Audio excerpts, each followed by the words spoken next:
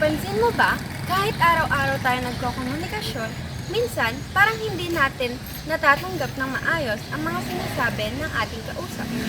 Dahil ito sa noise.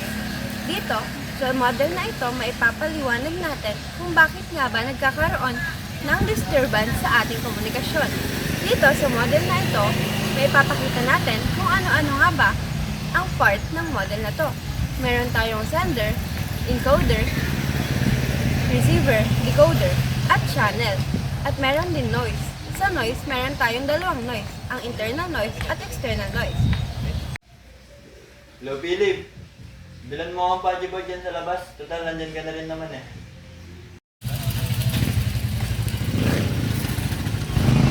Hello, kuya.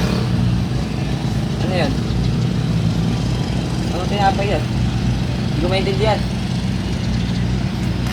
Hindi na tayo. Hello. Ayaw na mag-ring.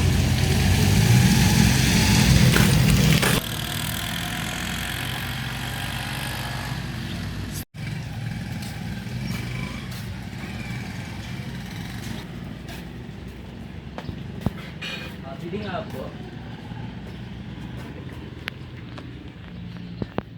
Content, meron na. Right. Pwede bang kalate?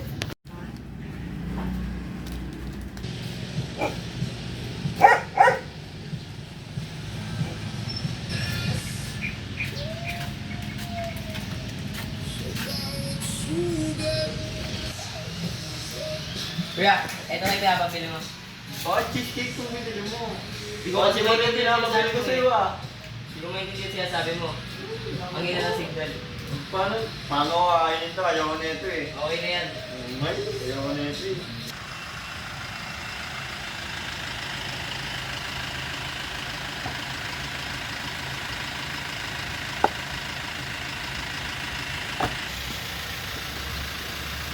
Kuya Ben, pwede ba ako magpaalam? May training kasi kami mamayang 4 AM. Oh, sige. Ingat na. Sige, salamat.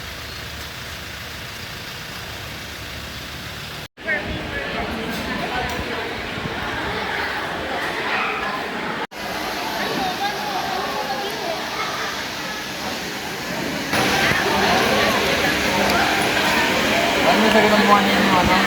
Identification. Identification ay? Budget. Ito naman yun eh. Iyata i. No? Identification.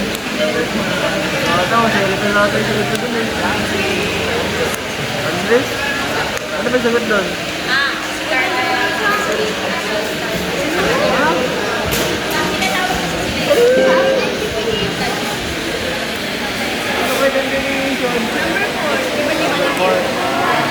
Ano sakit mo doon? Ano ba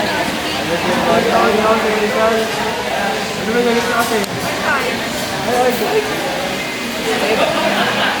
Ano sakit ba ito? Ikaw?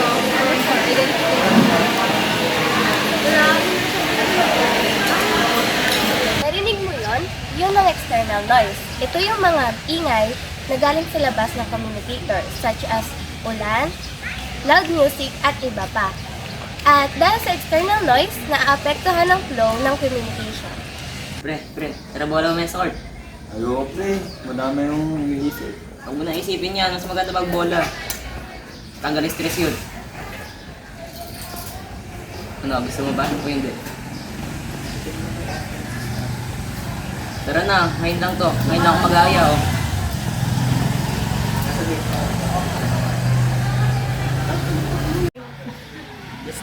Rent sa boarding house, uniform, school project, tsaka araw-araw na pangkain.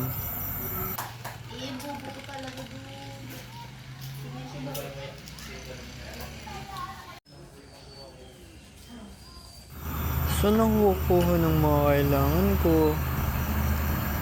Nakakaya naman sa magulang ko kung sa kanila ko na lang iaasa lahat.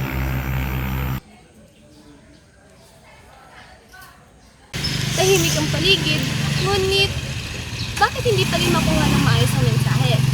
Dahil ito sa internal noise.